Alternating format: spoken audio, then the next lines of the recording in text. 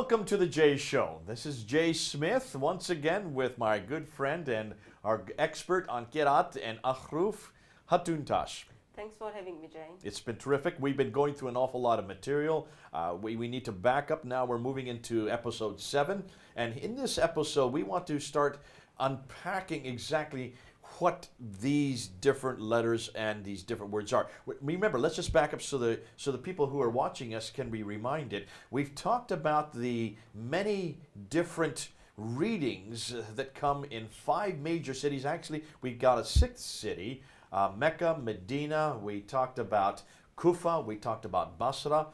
We also talked about Baghdad, these different cities and these different reciters. And let's put up on screen again just to remind the people what we're referring to. These are the cities that existed after Uthman, long after Uthman, where these different recitations were starting to come appear. And they were, a lot of them were disciples of teachers, students of teachers who disagreed even with their teachers. So we looked at the especially 5 big cities: Mecca, Medina, Damascus, Kufa, and Basra. We looked at, and these are the canonical ones in these 5 cities. Yes, we looked at the of authorized readings, which is different Arabic Qurans. We saw actually they appeared from 700s to 900s, 905. So we're talking about within 100 years to 250 years after Quran has been officialized. That's 250 years after Uthman. And then also we looked at some Qurans which verse exist in different readings, yet they are not authorized. So non-canonical. Non-canonical. And we looked really at 3 different cities here. Well, actually, we looked at Medina, Basra, and Baghdad. So these are the they're authoritative but non-canonical. Yes. All right, and we had 21 different readings that came out of the 5 canonical cities.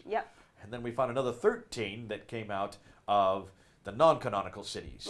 Over 30 different Arabic Qurans will exist within 300 years. Almost 35 different Qurans. And these are really different. And we looked and said Muslims would just dismiss and said they are not different. These are nothing different. There's nothing to get excited about. We talked about first couple of centuries of Islamic history, and then we saw actually people are aware of it, people are talking about it, people are discussing about it, so it's not something new.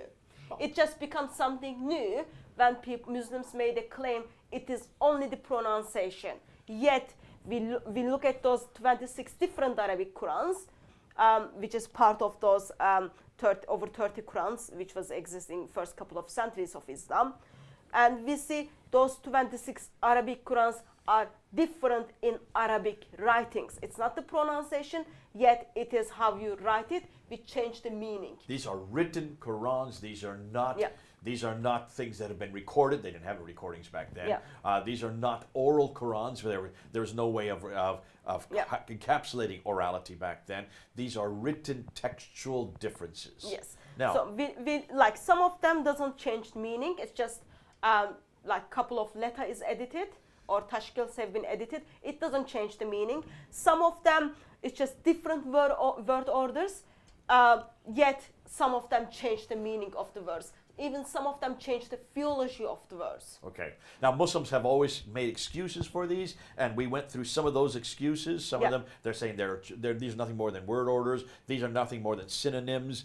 These are nothing more than different recitations, different pronunciations of the same word. These are nothing more than letters that have been changes, or the dots have been changes, or some are plural, some are singular. And you're saying, yes, that's all true. No one's disputing that. But they're not telling you the whole truth. Yes, whole truth would be all those plus there are the verses in those Arabic Qurans different from one another, which is different in the word meaning. Which is different which change the meaning of the verse, which change sometimes in the theology. So we're getting to now we're really getting to the nitty-gritty. Let's just look at, and let's just do a little course on Arabic, and let's just look at the Rasm. I want you to put up on your screen the Rasm that we're talking about. This is the drawing, and our Arabic expert, what does this mean, Rasm? Rasm, the drawing, how the word is written. So how the word is written. So this is really the skeletal text. We would call them consonantal texts in English. There's not a real word. In fact, is there a word for consonant in Arabic? الأحرف الساكنة. I'm not even going to try to repeat that, but you've all heard that. That is what we're talking about. We're talking about the consonants. And we know that if you look at your screen there, we're going to put up for you a picture. Explain that picture and what's happening in that picture there. So we see one of the manuscripts which is early dated. Let me make it bigger for us. So if you look at the picture, you see the drawings, yet without dots. So it doesn't have any dots above the line, and it doesn't have any dots below the line. So this is how it would look like in the time of Muhammad, in the 1st century of Islam. Or including the time of Uthman as well. This is what it would look like. If there had been any original Quran, it would be looking like this. Yeah.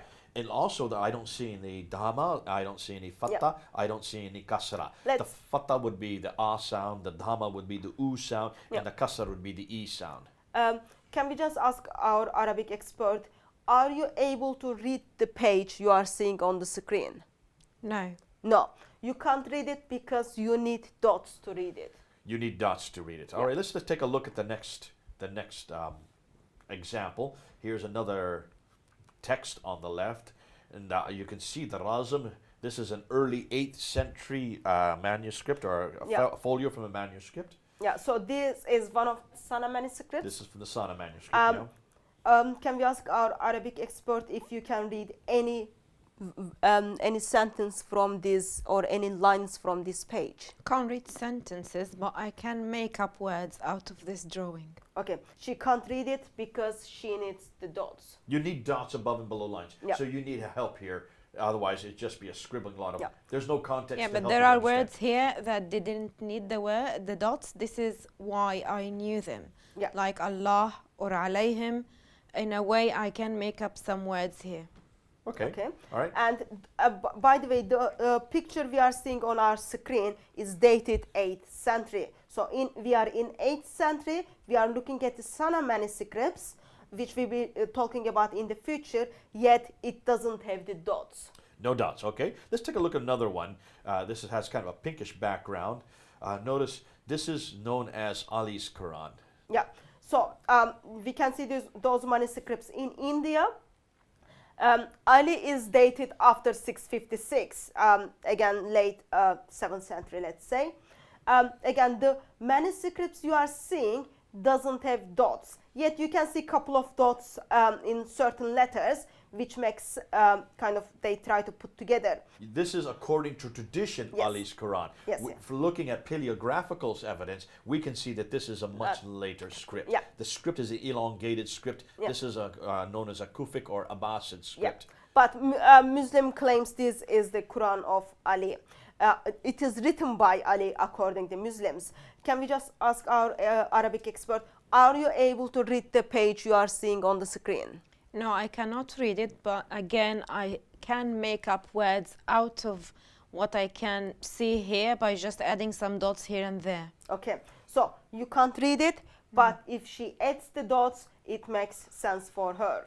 So if you were to get a newspaper like this on a Sunday morning or on a Monday morning, any morning, you would not know what was really being written here. You would have a difficult time. I need the dots, of course. You have to have the dots. Yeah. It's fascinating to me that God would give a revelation, the greatest revelation, the final revelation, the perfect revelation in a script that cannot be read. Why would God in his wisdom have chosen this script, this language, when it could not have accommodated, when he had other languages he could have chosen? He had Greek at his disposal. We have the New Testament. Plus, Old Testament has been revealed in Hebrew. Hebrew already had all its vowelization by centuries before this time. Why in the world would he go to another script, a completely different script that could not even accommodate it being read? Of course, that be the wisdom of Allah. We will never know why he did that. Okay, let's look at one more now. Let's take a look at the Topkapi.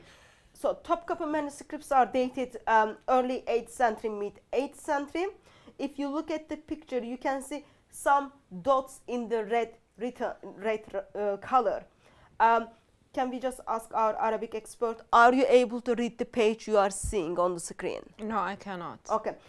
She can't read it because it needs dots to make sense. So, here we you are have in, again in 8th century, mid-8th century. yet still we can't read the Quran. We still cannot read the Quran. And this is the Topkapi, the famous manuscript that is in the Topkapi Palace there in the Topkapi Museum in Istanbul, in Turkey. We're going to get into that in a whole other sets of episodes on looking more at this. But what we're looking at here is there needs to be something, there needs to be help here. We need to be able to read this. Our expert over here cannot read it. So let's take a look at the Arabic itself. Now, the next slide that we have looks at the 28 Arabic letters. These are without any dots. Can you read these letters? There are, in the beginning, the first 3 drawings are exactly the same. One of them is ba, one of them is ta, and one of them is tha. But there's no way you could have known that No. had you not written in English below it. Yeah. And the same with the ones that knew that the 3 that follow after that, the jim, the ha, and the ka, right? Exactly. Now let's take a look at the next slide, because the next slide brings us up and tells us really what's going on here. Of the 28 consonantal letters, 6 are unique. Only 6 are unique. Let's go ahead and see what those 6 are. This is the alphabet, what it looks like today. Right. Okay, you already notice it has the dots. Our Arabic expert, or even I can recognize, they are different letter. So now the dots have been put in, suddenly the letters can be distinguished. So you're now bringing up each one, every one that you're circling in that yellow circle are unique letters. All other letters has to have a dot for one individual to understand what it is. So of the 28, 22 need dots to distinguish them. Yes. Alif doesn't need dots, Ha doesn't need dots, Waw doesn't need dots, Mim doesn't need dots, Lam doesn't need dots, Qaf doesn't need dots. Okay, that's fascinating. All other 22 letter has to have a dot for individual to recognize what it means. And that's why you couldn't read those pages we were showing you. Yeah. You weren't able to do that because the dots were missing. Yeah. The diacritical marks were missing. Yeah. Now let's take a look, and let's just do a little test here. Look at the next screen, and I want you to just at the very top of the screen, you have just a really 3 letters put together. It's just 3 little smiley faces put together in one line. That can be ta, ba, ta. 3 letters. Ta, ba, ta. It could be ba-ta-tha, Yeah, anything. ta-ba-ta. So really, if you didn't have any dots, you wouldn't know what those 3 letters are. Now, our Arabic expert here, you have put together just off the top of your head, you've come up with 19 different meanings. Can you go through those different meanings and explain them to us? Yeah, so it's same drawing, and we used the same drawing, and just by changing the dots, it made completely different words with completely different meanings. So, house, bait, it sprouted, nabata, stayed over, bayata, a girl or a daughter, bint, she built, banat, stood firm, thabata, grew, nabata, we repent, natub, he repents, yatub, she repents, tatub, I repented, tubtu, he spreads or he broadcasts, yabithu, she spreads or she broadcasts, tabithu, we spread or we broadcast, nabithu, he fixed or made firm, thabbata, she destroyed, tabbat, we destroy, natib, you destroy, tatib, it was destroyed, tabbat. Okay. Thank you. Thanks so much. We have now gone through 19 different words using the exact same 3 letters, you might say, without diacritical marks, by changing just the dots above or below the lines. She has come up with 19, and I imagine if you had more time, you could probably... There are more, yeah. There are many more. These are just the ones you've done real quickly, just for us for today, to show that you really have to have the dots to know the words. Because take a look at how many different words. Just look and see how they change the meaning completely. Yep. All right. Now, if that were the case, then I would suggest that dots diacritical marks not only change the meaning of words, they change the meaning of verses. Yes. Remember, only from that three drawings, it could be ta, ba, ta, taha. That it could be lots of different letters, and then we just end up very simply 19 different words. So if you think about it, Arabic alphabet didn't have the dots in the time of Muhammad, in the time of Uthman, and in the time of Ali. Then how people able to write this and read it? That's right. Yeah. So it's obviously that this was done at a much later date Yeah. when the diacritical marks were introduced. We don't know exactly when they would be introduced. We do know that by the 8th century, diacritical marks were being introduced. We saw this with the Topkapi manuscript. Yeah, but Did you notice- it hasn't fully finalized. We forgot to say something. Could you go back to that Topkapi and just go back to it? And I want people to look at it again, because when you look at the Topkapi, you will see that the dots that are introduced are a completely different color. These may even still have been introduced at a later time. Yes, yes. If you look at here, so I just circled the red ones. So it's different color, and if you look at it, not all of them has the dots yet. So it is just developing. So this is even the mid-8th century. They're still just being developed. And we don't even know whether these were there in the original Topkapi. They could have been added at a later date. That is one of the problems we have, Yeah. because no one has really done study on this. No one is able to do the study on this, because we're talking 1,300 years ago. Now let's go back, and I want to go back to, so that's the diacritical changes, the need for the diacritical. Let's go back and let's look at the variants. I want you to go back on screen as you do this, looking at the variants on that we talked about earlier. This is a graph you had earlier. You looked at the 5 cities on the right, and you looked at the 3 cities on the left, and the different readings. Yeah. You have gone and you've done an awful lot of work, and this is something that I just want to thank you for, Hatun. This is a huge amount of work on your part. You've had other people to help you, but most of this is you've done yourself. You've actually gone through to find out variants. You've gone through to find out changes. Yeah. You've gone through all of these 26 Qur'ans that you've collected. There could be more beyond these 26. Am I not correct? Yeah, I don't have all the readings yet. I don't have all the different Arabic Qurans, but we've got 26 different Arabic Qurans plus Hafs Quran. Yeah. Now, how did you do this? What and where did you do it? What did you do to find these differences? In the beginning, I end up having Warsh Quran. It was very simple. I just thought I will find only a couple of different variations. So I start comparing the letters from Warsh Quran to Hafs Quran. Okay, so what you did is you took the Hafs Quran over Yeah. on this side. And then I compare the letters by letters. And then when we end up having different Arabic Qurans, it becomes much easier, because, for example, the Quran we are holding right now, all the disagreements are written in blue line. These are openly sold. Yes. And they are not trying to hide it. They are actually showing us Yeah. that that's a different from the Hafs Quran. Yes, and then you look at the differences. And for example, in this one, it says, okay, the blue ones are the different with the Hafs version, yet on the margin, on the side, you can see other students writing to compare if they are the same or not.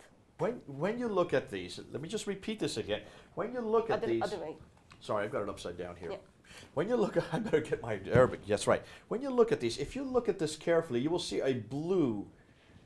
Every time you see a blue mark, or blue word, or phrase, it's already showing you where the differences are between this version And Hafs. and the Hafs. Yes. The Yet- canonized version we use today. Yes, but not all the Qurans does that. For example, the Quran I am working for the Warsh doesn't have the color code. So I have to work them out by myself. And this one is done in red. So Yeah. here you can see the red. Each one is in red, the Yeah. different. So- okay. yeah. They're not agreeing with this one. They have 2 different other. It's, Yeah. So in other words, it's saying, take a look. We have lots of disagreement. There is no hiding. This is quite transparent. Yeah, it's open to everyone. So why is Only it thing is Muslims because in it's the West Arab- say they're exactly the same all over the world? They haven't had a chance to look at them. Only sad thing is because it's not English, hasn't been translated. That's make it difficult. It's not accessible to everyone. It is accessible to only Arabic speakers who are curious about their holy book. our Arabic expert has to use dictionary to figure out if they are the same meaning or not. Because there are it is sad to say, but it is written very poor Arabic, and it takes a lot of effort to find out what is the meaning of the word. I hope you're all following this. To me, this gobsmacked. I was gobsmacked when I heard you say this. And this is about a year ago that you came to me about this, and you said there are some problems, Jay. We've got to look at these Qur'ans. I'm finding many different readings in the Quran, and I've gone to my Arab expert who's sitting right here, and she has looked at these, and she has seen that these are not small differences. Yeah. These are huge differences. So we will be showing you the variations, examples from the variation. In some Qurans, you will be seeing we kind of circle the vocabulary, circle the word in the Quran, because in the beginning we thought, oh, it's only 30, 40 differences. Yet when we end up having thousands variations, Wait, differences. thousands of variations. Yeah. You're not suggesting really thousands. These Qurans are telling me there are 1,000 variations in those Wow. ones. Now let's just look at the graph that you've put Yeah. together. Let's put this up on screen. This graph is hugely telling, and I've just seen this recently, and I could not believe what you've come up with. This is what you've come up with so far. Yeah. This is not official. I don't think you'll find anywhere that anybody's mentioned this. There are the people who are working on those Qurans as well. There is a group, team is working in Australia. There is another team is working in London. There's another team here in London and Yeah. another one in Australia, but nobody has found as many as you have found. You have found by far I more than think anything else so far. It is practically difficult to have the access to Qurans. That's the reason. I know the Australian team only has 17 Qurans. Yeah. You've already found 26. But amongst the 26 you've looked at, we're just going to look at 23 on this graph. Yeah, the Quran, which was sent to Mecca under Ibn Kathir. So we've got the Quran of Al-Bazi and Qumbul. And then we see Al-Bazi's Quran is disagreeing with current Hafs Quran in 1094 different words. So 1094 variations from Al-Bazi to Hafs Quran. So between the Hafs of Al-Bazi and the Hafs, there's 1094. And Yeah. they're two students of Ibn Kathir. Yeah. And this is by the 9th century, they come up with over 1,000 differences. And between differences from Al-Bazi and Qumbul, who are the students of Ibn Kathir, is 312. So two students are disagreeing in 312 areas, that words, with their teacher, yet Al-Bazi is disagreeing with Hafs in 1094 words. Okay, let's go to Nafi. Is this correct? Why don't you repeat these? نافع. Nafa. So this is the Quran which went to Medina. The Quran, we've got Warsh and Qalun.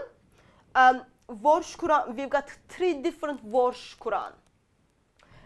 With main Warsh Quran, there is 1,354 differences from the Hafs. That's the minimum, by the way. Qalun Quran is different from the Hafs Quran in 1,732 words. Goodness sakes. Okay, let's come down to Damascus. In Damascus, we've got Ibn Amir. His Quran is disagreeing with Hafs Quran in 2,743 areas. That you have found. Yes. Okay. Those are the approximate numbers, of course. And then he has 2 students, هشام ابن ذكوان. and Hisham has 1,347 variations with Hafs Quran. Okay. And in Kufa, we've got Hamza's Quran. He has 2 students. خلف خلاد. Yes. Khalaf has 2 different Qurans. One of them is Dohraway. It has 2,629 variations from the Hafs Quran.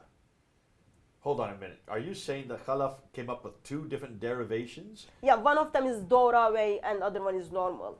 So Dohraway is 2,629 variations from the Hafs Quran. And other Quran belong to him is, or addressed to him is 2,890, contains 2,892 variations. Goodness sake. Yet, between those two students, there is 601 variations. So two students are disagreeing in 601 different areas. Okay. Yet it is almost in the same timeline if you look at the timeline. We're going to have to bring it down there. We're going to have to come back to this in the next episode. But this is a good place to stop right now, because what I want to do is just bring this all down. And what does this mean?